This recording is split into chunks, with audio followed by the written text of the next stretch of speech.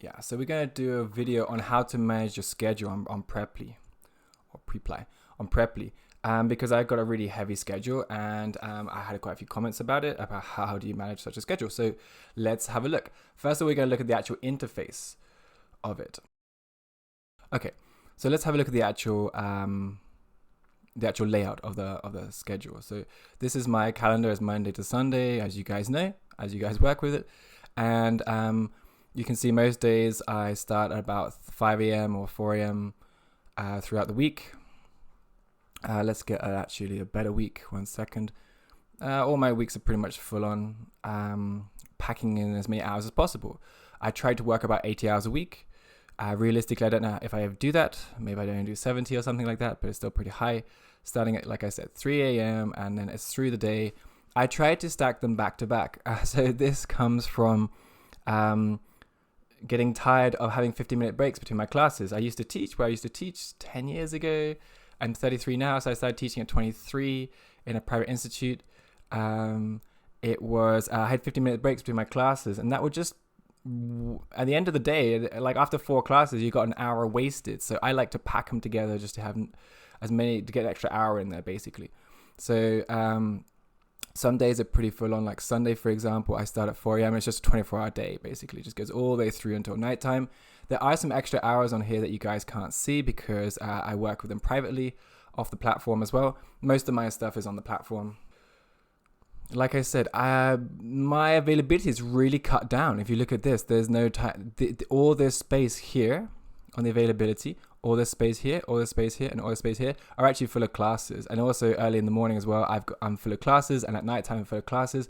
But I try to go against the Preply booking system almost because they tend to mess things up quite a lot. So I try to take as much into my own hands as possible, and I do book my students in manually every week, which is a lot of work. But it does remove any problems with client satisfaction. Like I can talk to the clients, I can get them the times they have usual times, but the actual booking, because of how Preply works with Google Calendar, sometimes there's glitches, especially when the time changes between summertime and winter time in all the different countries around the world at the same time.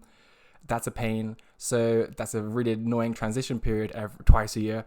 But I try to do most of the booking myself manually. And then, like I showed you before, the students who just want to book, they can book whenever they want, whenever I'm free. I got some free time during the day, but I try to keep a lot of it just booked up, and I book it myself on the places where they can't. All right. Okay. So next is the lesson booking settings, like how far in advance do you really want people to be able to book your classes? So I set it to 1 day in advance. I want it to be pretty snappy, but not an hour notice. I can't wake up in the time if I don't know you've booked a class. So this is only the first trial class. I like my trial classes to be 24 hours in advance. This is when I was starting out. I don't need it anymore, to be honest. I might change it.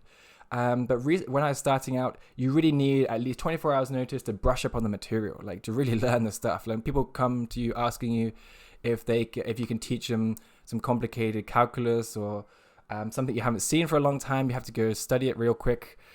So I need at least 24 hours to do that. So I like to set it on 1 day notice. And then my booking window is as far in advance. So you can book as far in advance as possible. They can only book 2 months in advance as clients. And I can book it 3 or maybe even 4 months in advance as a tutor. So I can actually book people much more far in advance. So I take things into my own hand. Okay, next part is Google Calendar. I don't use Google Calendar. It is connected on my profile, but it doesn't mean that I use it. I find it has a lot of glitches and a lot of problems, so I try not to use that. Okay, so coming back onto a regular weekly schedule, which is for me pretty full. This is to get me ahead on the ranking system. The ranking system, one of the most important things when I was starting out anyway, was how available you are. And I see that my ranking goes up and down depending on my availability. If I have loads of free space, I go up in the ranking, and if I have no free space, you go right down to the end, because obviously nobody can book you. So that's why I make as much time available as possible.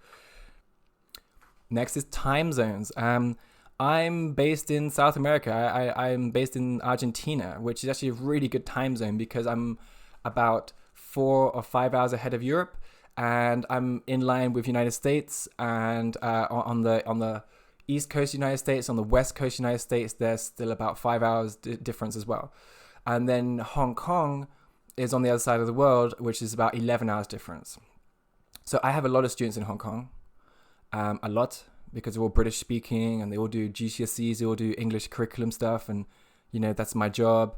So I get a lot of those guys, a lot of guys in Dubai as well, in Arab Emirates as well, a lot. And then a lot in Europe as you go through Europe. And the time zone where I'm at is really, really good, because it means if I wake up at 4 o'clock in the morning, those guys are like, it's 9 a.m. for them, or they're just finishing school. The guys in Hong Kong are just finishing school at like 3 p.m. or 4 p.m. for them. So it's 4 a.m. for me, but it's 3 p.m. for them.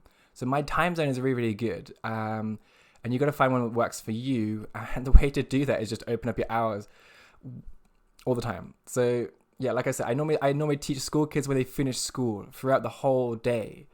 And I just go around the world doing that. So I start off like in Hong Kong, there's the guys at 4 a.m. And then after that, it's through Europe and Dubai and Europe. And then eventually gets to the United States in the evenings. Because by the time it's like 6 p.m. for me, or 8 p.m. for me, it's like 4 p.m. for the guys in LA, right, on the West Coast. So that covers the whole world, and that's great. So I think that's it. I'm going to stop there. Those are all the key points I can think of right now to do how to make a schedule and run it. The only thing is couple of points about working 80 hours a week is be really, really careful about your health. Make sure you're not too tired and you know what's going on.